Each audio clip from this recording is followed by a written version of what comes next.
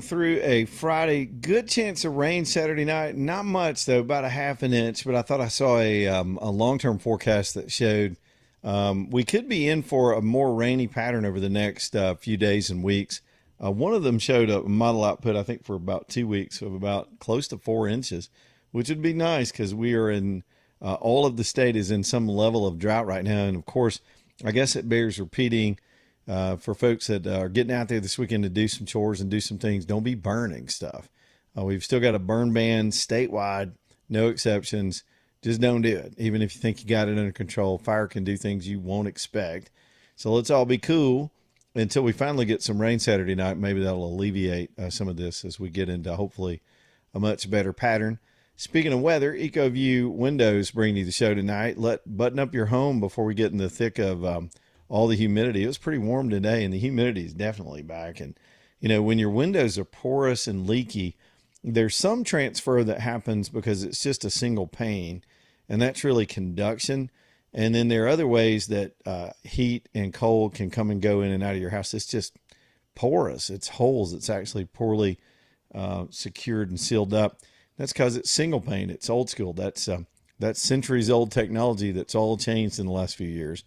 And of course, if you've got a modern home with double or triple pane windows, you probably already seen the savings and the efficiency. So one, Becky Jackson says you could save up to 35% on your heating and cooling if you have their windows installed. They just believe in their product, and they know that's the industry average of how much money people waste on their utility bills. And that is a nice savings. We had a call a couple of weeks ago. A guy said, yeah, man. He said, you're not kidding. I instantly noticed when I got my next bill. So talk to Becky about the warranties, the way they stand behind their products, the long-term glass break warranties in case something happens. I slung a rock with a lawnmower and cracked one of mine. I've got to get it replaced as well. It's ecoviewwindows.com, ecoviewwindows.com. Let them come out and give you a free estimate and see how they can button you up and make your home look beautiful. And it's nice to have windows that actually work too. All right, let's do a quick market wrap. We got another sort of live story out in Utah to keep an eye on as well. The Dow wound up, not on the highs of the day, but 868 points percentage-wise. That's 1.7, almost 1.8. NASDAQ up 1.5. All the markets were green today. This was on the news of the opening of the Strait. Trump won. The United States won. The world won. The Iranian people won. The Iranian regime had to back down. There's nothing left. They were defeated. They were soundly defeated. They were never in control. The Trump administration played this impeccably. They were cautious.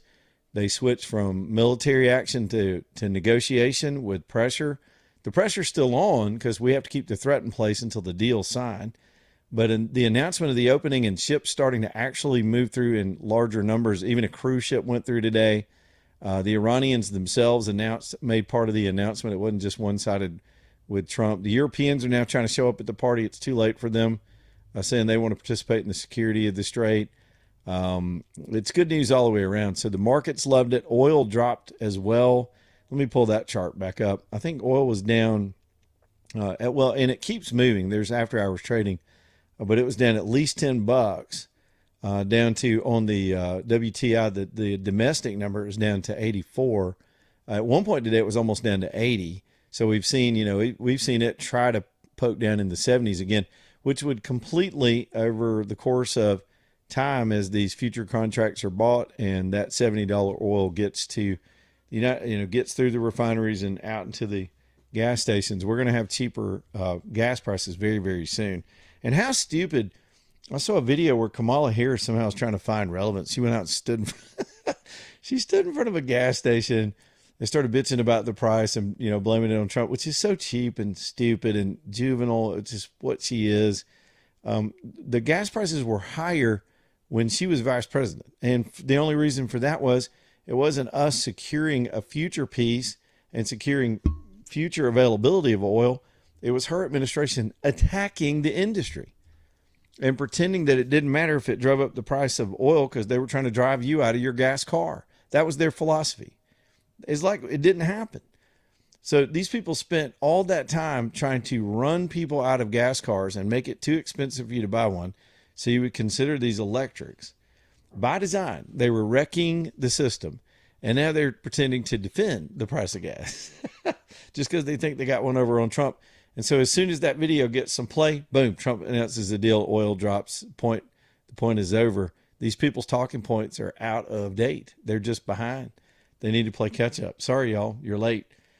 Good stuff, man. It's been a great day. Now, let's talk about things that are to happen this afternoon as we roll through. And in a minute, we'll just throw these phone lines open. If y'all got questions, comments, anything about all of this stuff, as we wrap up yet another broadcast week, y'all get on in here. That number is 545-9950. There is a pre-trial live event happening right now out in Utah.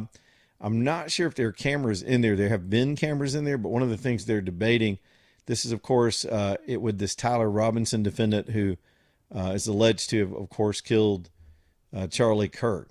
People always get mad when you say alleged, but that's just kind of how, back in the days of journalistic training, you don't convict them in the newspaper or on your radio station until they've been convicted by a jury. So that's why people will throw that in. But yeah, I mean, this guy did it. He's confessed.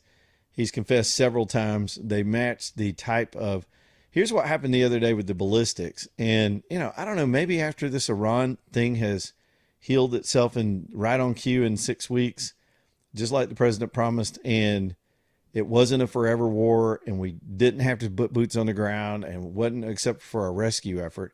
It wasn't any of the things the doom and gloomers and the panicans predicted. Markets are settling down. They've actually been settled for 2 weeks. They've been higher or lower, but they haven't been panicky. And all these things are working out to our great master plan. Our position in the world grows. Peace is breaking out all over that region.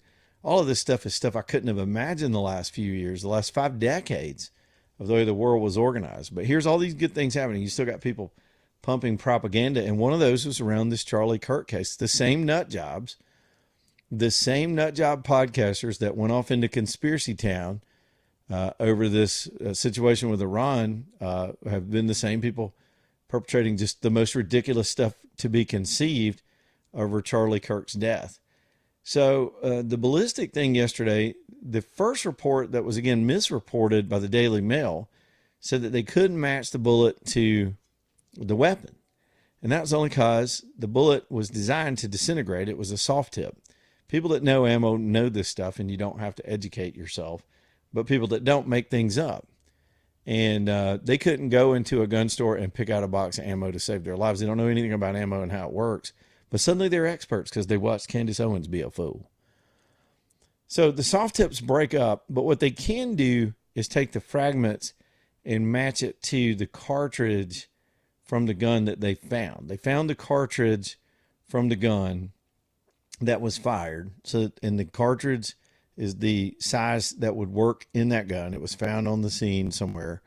And then you know the maker. When you get the cartridge, you know the maker. And then if you know the maker, you've got the maker's formula based on the age of that particular shell, when it was made, that bullet, the kind of gunpowder that was in it, what grain, the type tip that it had. All these things are known once you have the casing. And the fragment matched the casing that was most likely used in the gun. So it's even more definitive. Then you got the confessions, and then you got the videos, and you got all this other stuff. So what's happening today is the Tyler Robinson defense attorneys are trying to do two things. They're trying to get the cameras kicked out, and they're trying to delay the trial. It will be past a year if they get this delay from when Charlie Kirk was murdered. And I do see a camera now in the courtroom focused on the judge. So they're making motions. These are preliminary motions that, and look, y'all, don't get me wrong on this. Defense attorneys are supposed to do this stuff. They're trying to get their client off. They don't care about guilt or innocence. They're trying to get their client off. And so one of the things they're also doing, because they got a flimsy case, is to put it off and delay as long as they can the day of reckoning that's going to happen to this punk in the court. Now, the other thing to know, and I heard a guy talking about this today too, and he's right. This isn't a complex case. No matter what the conspiracy nut jobs have tried to make it into, it's not a complex case. There was one shooter, one bullet, one victim, in an incident that has a lot of video and audio support all around it, and a confession. It's not one of those things where there's so many layers and Even these assassination attempts where somebody flees and it takes days to find them and you don't know where their weapon is and you don't have any of this stuff. You're trying to piece together with circumstantial evidence what happened. It's none of that. It's as direct as it gets. Yet in today's environment, you can still spin something that direct into a conspiracy theory. So anyway, so if the hearing pops up live here in a minute and there's something worth gleaning from it, it's hard for me to guess at that because I can't hear the TV coverage while we're doing our show, but I see the monitor, and if it looks like they're going to it because there's a moment or a decision, we'll update you on that. And you can't help but think it's ironic that Trump is also today speaking to Turning Point USA out west while all this is going on in the courtroom. So fascinating today. Fascinating stuff in the news. All right, we got calls coming in. Let's do some calls. Dan is over on line 4. We'll start there this afternoon. Dan, what's going on?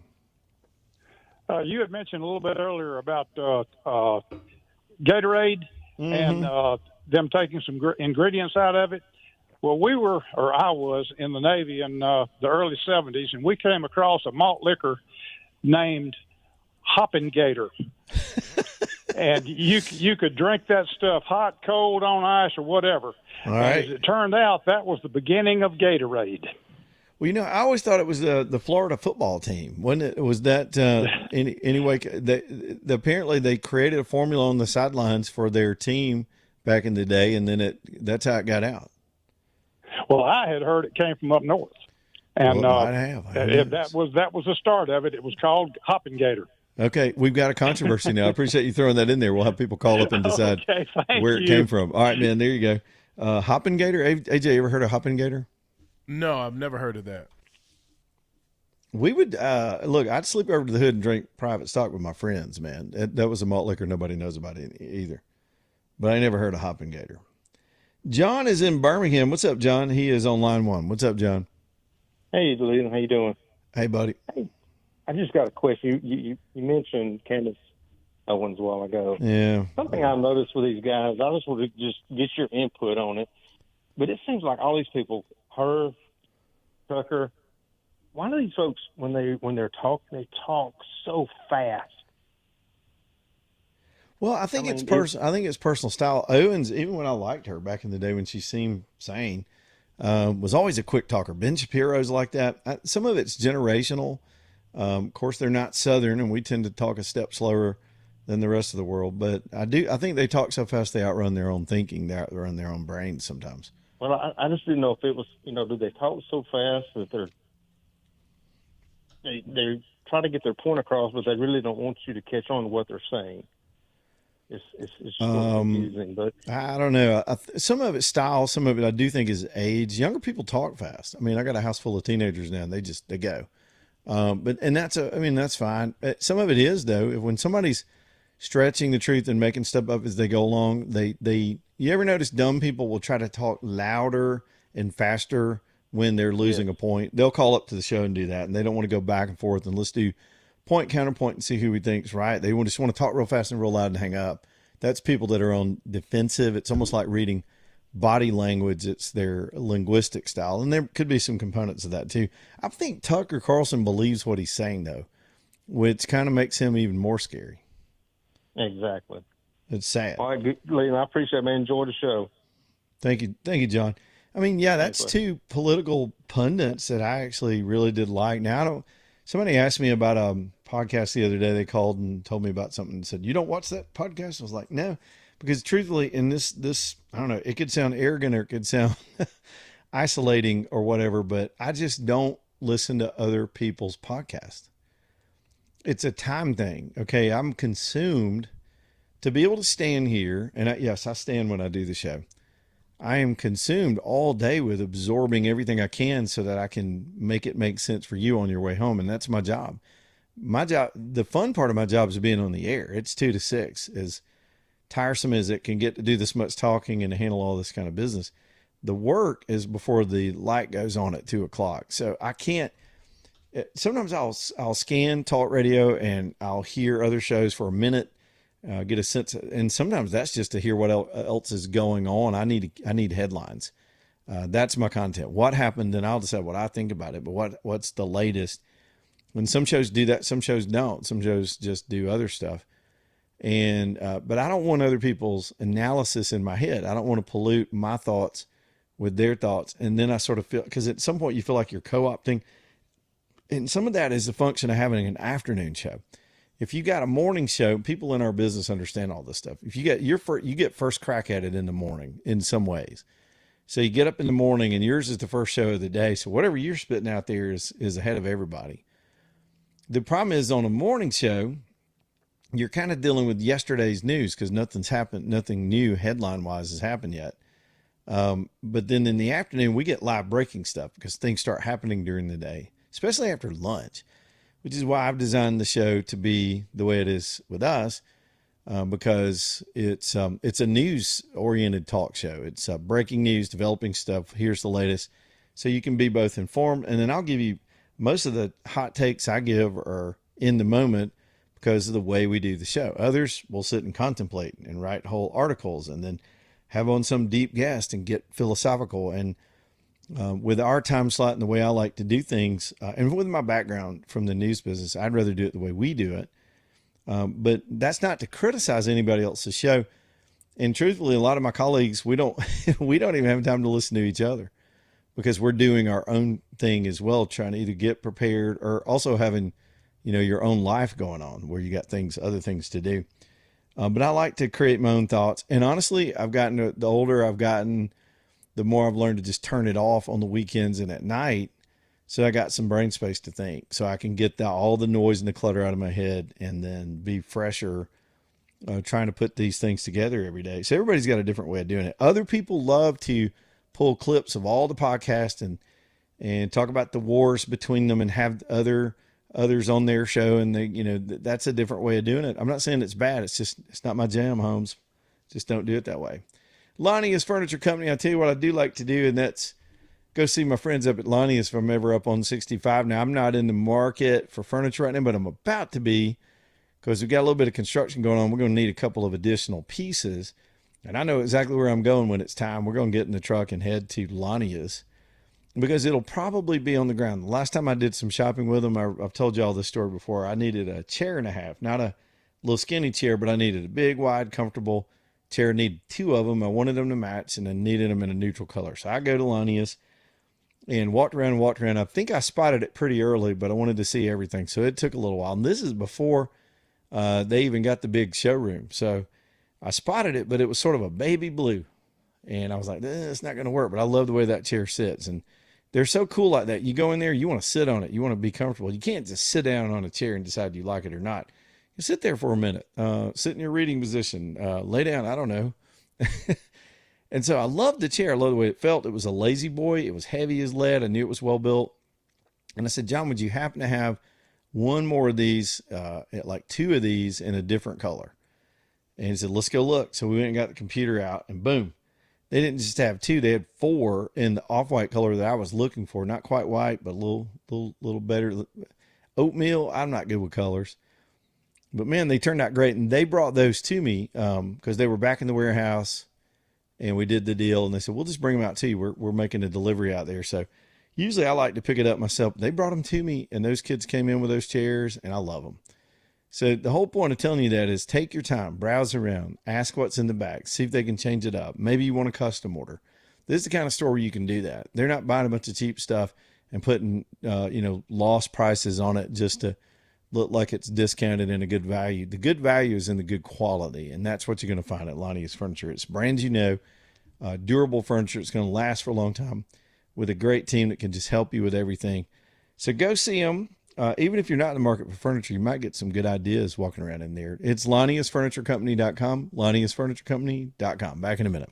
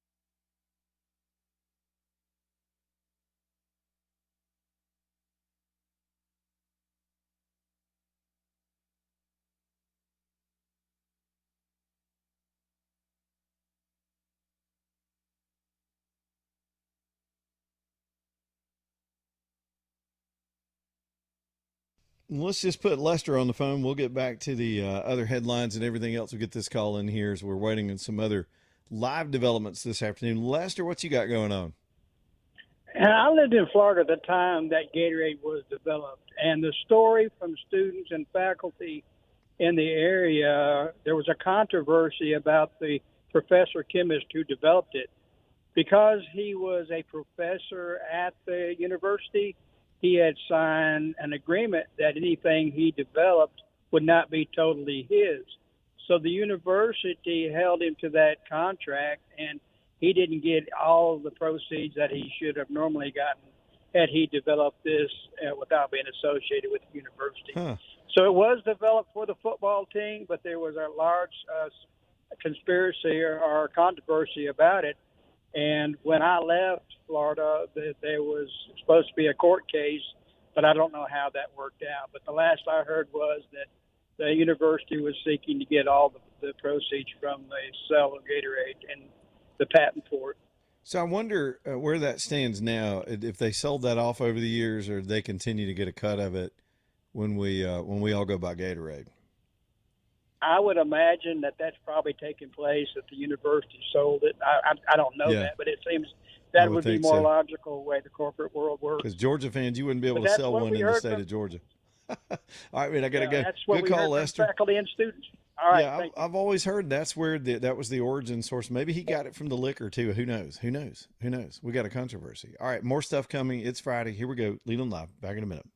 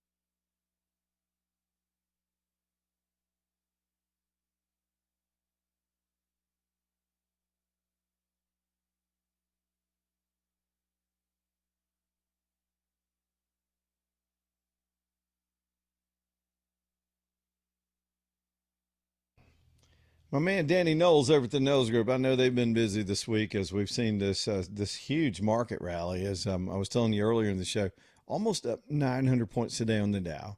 Now, again, I'm looking at these general market index kind of numbers.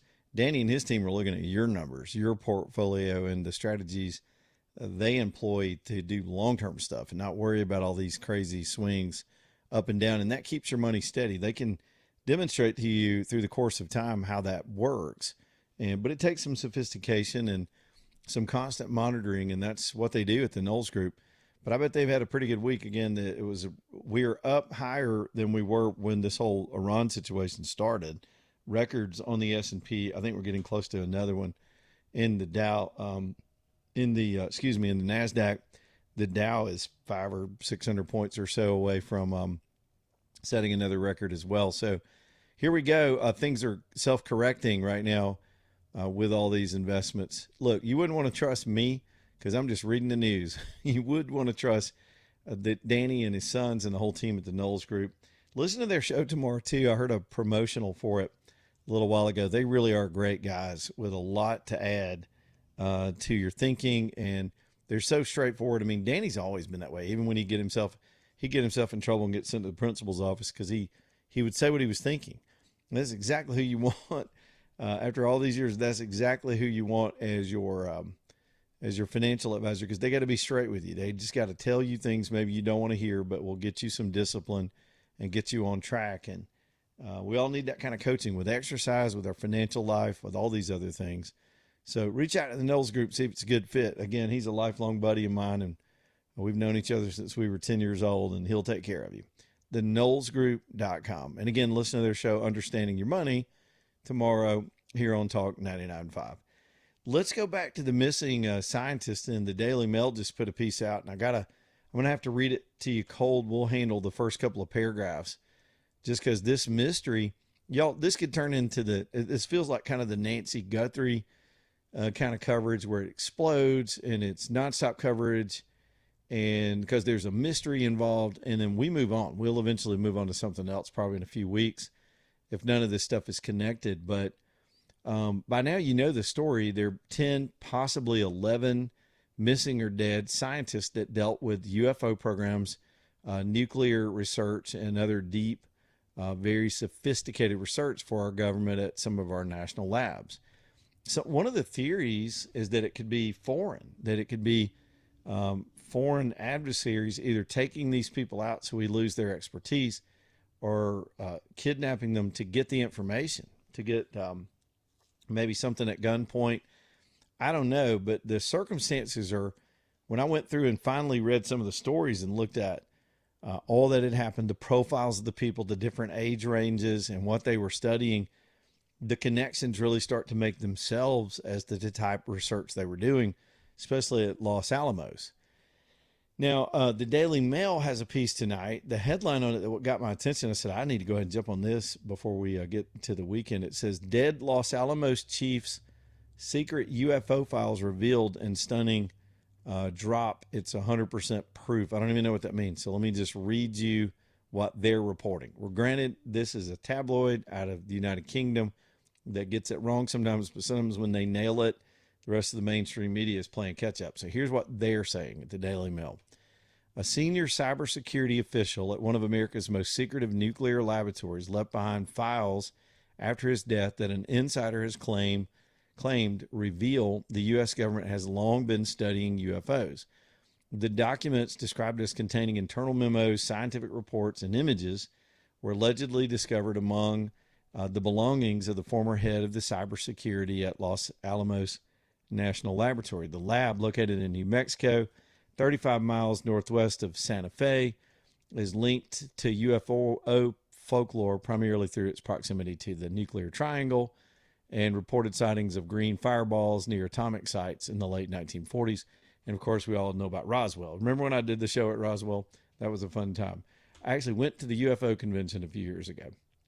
And it said after the official's death, his son Johnny was sorting through personal effects when he reportedly stumbled upon files labeled with references to atmospheric anomalies. The identities of the deceased staff member and his son are being withheld to protect the privacy and safety of the family. The discovery was later passed to an investigative journalist, a guy named Jerry Corbell, who said the contents shocked even him. This is real scientific study at the classified level within our military UFOs, military of UFOs. Let me pause there. If this guy had classified documents at his house and somebody stumbled upon him, he's now Joe Biden. All right. I mean, these scientists shouldn't be pilfering classified documents. So I'm a little skeptical of some of this already. So the story goes on. You can read it yourself. And one of the drawings is depicted in the story. And I guess it purports to be one from his studies. And it's just a flying saucer.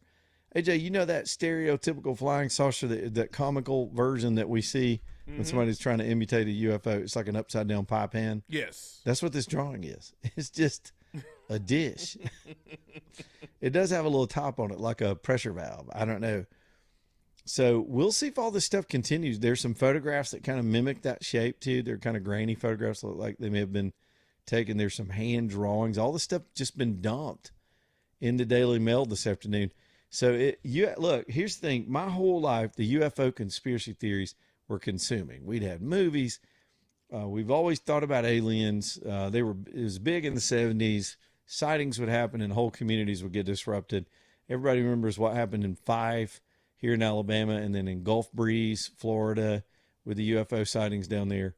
And we are in a day and age in 2026 when so much crazy stuff has happened, especially since the 2020 and the COVID year, that this UFO stuff, you can barely get people to pay attention to it. I mean, with everything, all the nut job stuff online and all the conspiracy crowds, there's a conspiracy around every corner. UFO doesn't even seem interesting at this point to a lot of people. But it finally looks like it's coming to fruition. It feels like we're being built up for some kind of announcement to the public of what our government really knows. We got missing and dead scientists, more and more sightings all over the place. I don't even know what to make of it. Jay is on line 3. Let's get Jay in here. He's got a traffic update for us. What's up, Jay?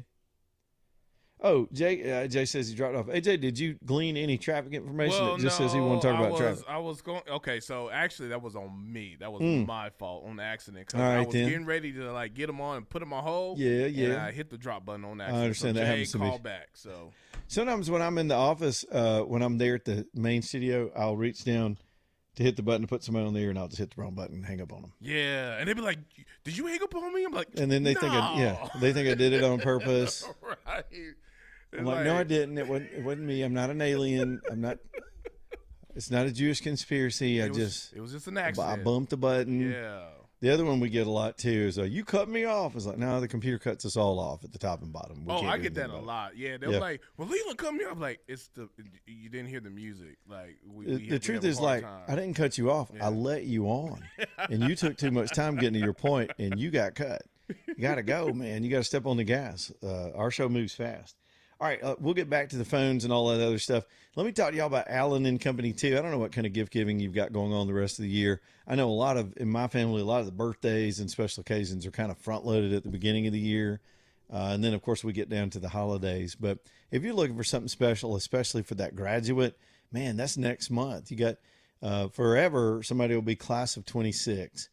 And you can commemorate that with anything they've gotten down at Allen and Company. They've got nice things that Allen can create for you to commemorate it. They've got laser etching if you want to put the date on something. So y'all go see them. And the main thing is to get to know the Thompsons. Once you know them, they're easy to just get to know and feel like you've just known them forever. And then you've got somebody to work with. If you got an idea, throw it at them. They might be able to design something for you. If you want to sit there for hours picking through stuff and changing your mind, they won't even get frustrated. They love doing that. They love you coming in and hanging out and browsing and thinking, and maybe you want to come back. That's what the jewelry business should be, that you shouldn't get pressure like you do in these chain places that have just sort of a program to make a sale. They're not like that. This is their family business, 2 or 3 generations in the store at any given time. And they're just the sweetest folks ever. Over in Vestavia on Highway 31 on that big hill. I always give y'all Birmingham directions. They're near the car wash. It's Allen and Company. Y'all go see them and let them take care of all your jewelry stuff, and you'll go back time and time again. I think Jay is back over on line 3. What's up, Jay? Okay. Okay, I fell 459 northbound between I-20 and obviously I-59 north. There's an accident that's happened in the right lane that's involved like 3 vehicles. There's several fire trucks and police officers and everything out there. If everyone would just get over to the left lane and slow down, they'll Yep. get past it. So let's do the relocator because sometimes that gets past us. So you're on 59. You call it northbound. I like to call it toward Trustful. Yes. Because, you know, Yes. 459 kind of also goes east and west. It's at an angle. So people say northbound, southbound. So 459, you're heading toward Trustful near 20. That's well between I-20 and 59, yes. Headed Gotcha. toward Trussville at mile marker 30, about mile marker 30. Hey, good stuff, Jay. Thanks for the heads up, especially on a Friday. Traffic always gets sketchy on Friday. Thanks, buddy. Them's country boy directions. That there used to be this comedian. He'd say, "Here's how we give directions in the country." He goes, "We'll help you out. We'll tell you." He said, "We won't just tell you how to get there. We'll take you there." He said, "I heard an old boy at the gas station the other day said, I tell you what, you get in your car, I'll get in my truck. You follow me and turn about a mile before I do." I was just seeing if anybody was listening. Back in a minute.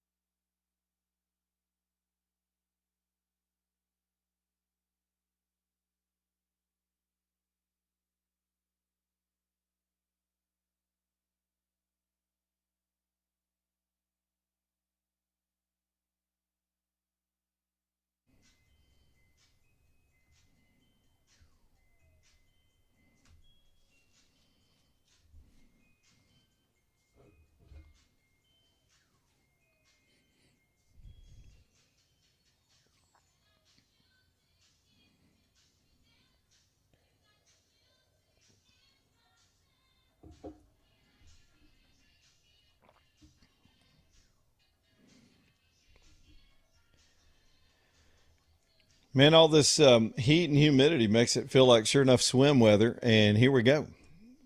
if y'all have been thinking about building a pool, sometimes it's just the, uncertainty of it makes you hesitant to get into it. I'm telling you, just call Distinctive Pools and let them help you make an informed decision. They won't even sales pitch you, but they can come out, y'all draw in the dirt, talk about your vision for it. They can show you what's possible.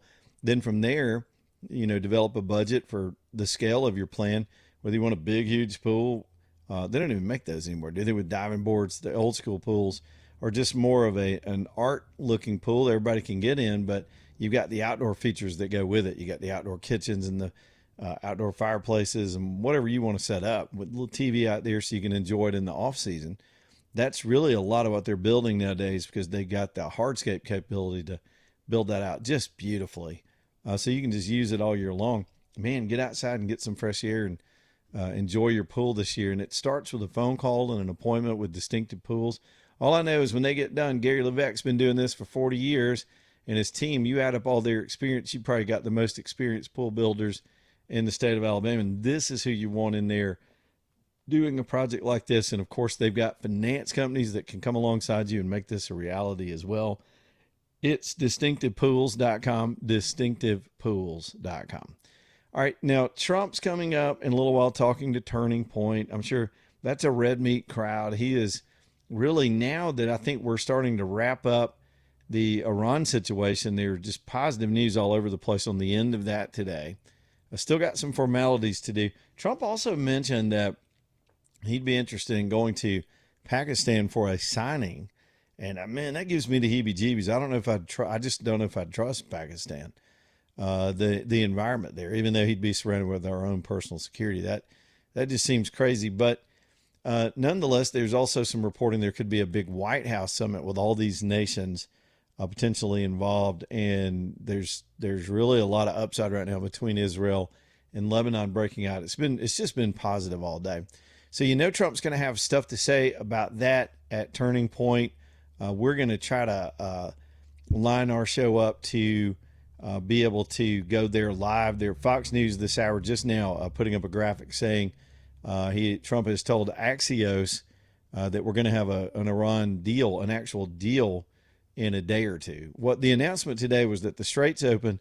They've given up their ambitions on nuclear. They're going to let us secure the material, and they've just kind of surrendered and want to be part of the rest of the world. That's good news, but you got to put it into language. You got to put it into a contract. And the Iranians are notorious for breaking everything they agreed to. So all this could fall apart in 48 hours. And again, the markets felt like it was going to come together, so they shot up. Oil went down. And I'm telling you, if oil, without an actual deal and mass traffic in the Strait, just a few ships today, oil drops $10. I'm telling you, it's got the potential to drop well down into the 70s right after that, because it's a supply and demand equation. There's just a lot of oil that's been pumped in this last 47 days that needs to be delivered. We're going to have a glut in the supply demand equation. We're about to have a huge supply, which always drives the prices down because we're pumping it as fast as we can. I saw where there's a statistic today on natural gas that shows the United States, our natural gas sales internationally will be up 30% over the last few weeks, and to the rest of the world, as they've learned that we're a more stable source for LNG and all this other stuff. So they're coming here to get it. It's going to help our GDP. Our growth numbers are going to be off the chains simply because of this energy realignment. So all this stuff is positive in the long term, even though it took a lot of short-term pain for the American consumer for, come on, y'all, 47 days of discomfort and an expensive budget to get this kind of peace and stability in something we all need to survive, which is the energy markets. That's all excellent. So let's hope it all comes together. Trump says a couple of days. That could mean early next week.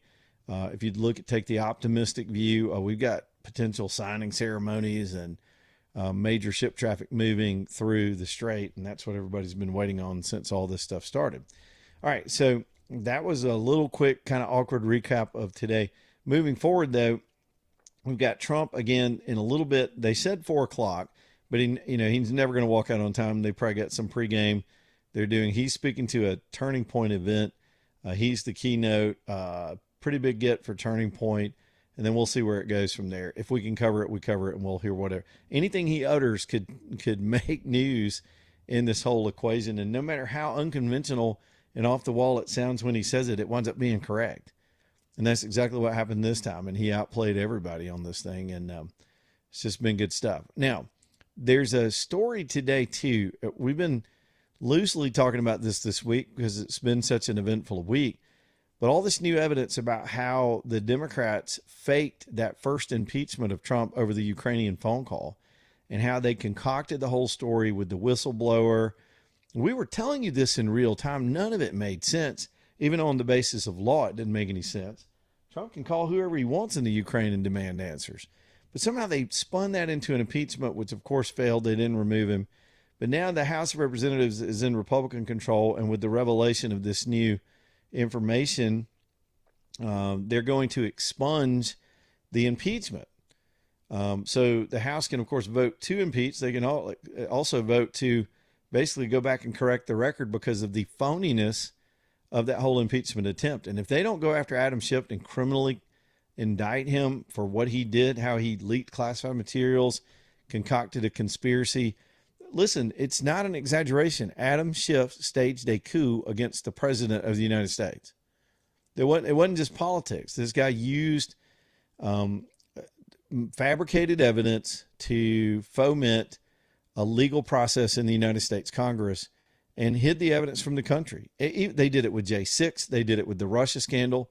They had this period of time where they could make up anything they want and get these marionette sock puppets in the media to just give amplification to it and convince a lot of naive people that watch The View and CNN that it was real. And it wasn't, and those idiots still watch The View and CNN. After getting just duped, they go right back to it. Anyway, so I don't know. Trump won't get his reputation back from all that. The guy's sacrificed more than any president that's ever been president. But here he is still getting wins after fighting back and getting back in the job. And it's just amazing to watch this whole chapter. I was even thinking about, I saw a picture. This is mean. I'm going to say it anyway. Just a second ago, I'm scrolling through the headlines and I saw a picture of Stormy Daniels. Have you seen her lately, AJ? No, I have not seen Miss Daniels of Storm. Good Lord. She's been supersizing. Look, we all get old and I got a few pounds myself, but I mean, what happened? Dude, it's like a Macy's balloon. Well, I mean, maybe she just been getting by like a lot of people do with your 20-year-old photograph on your social media. That ain't what you look like anymore. And y'all know it. Y'all lying, using AI and all that stuff. You know, it's bad when you sucking it in does not help. Oh no, I do it in all the photographs. I got about 20 seconds. You better snap the picture or I'm done. But Stormy, man, she need to change her name to Thunder. I mean, because anyhow, that was rough. She was probably hoping for that Michael Vendetti, whatever his name is. But yeah, since that fell through, is he still in jail? Is that guy? I think he got released. Or what a cast of weirdos that we have been treated to since Trump got in this thing in 2015. It's just been a parade of stupidity. Anyway. Work trucks. Let me talk about them real quick. I want to get as many sponsors as I can in now before Trump takes over because we want to roll with it if we can. It is Friday. And we will get back to the phones if y'all want to get in here, 545-9950. Work Trucks is in downtown Birmingham. And if you've got a business or you just have a need for a stripped down, basic, hardworking service type truck, y'all go see Bubba and the team. They probably got the configuration you want on the lot. They keep a nice balance of box trucks and cargo vans and passenger vans and flatbeds and tool bodies and plain straight pickups, just shop trucks and everything in between, even very specialized vehicles with buckets and cranes and all that on them. They're ready to go. They have vetted them, went out and found the best of these, the lowest miles, back them with warranties. They go through them 125 points, help you with financing. It is turnkey, save you a lot of headaches and time by just going and adding to your business that way. Then you can focus on what actually makes money. Trucks are an expense, so keep that expense down and do it easily with Work Trucks. Put an X in there when you spell it, TRUX, WorkTrucksLLC.com, WorkTrucksLLC.com.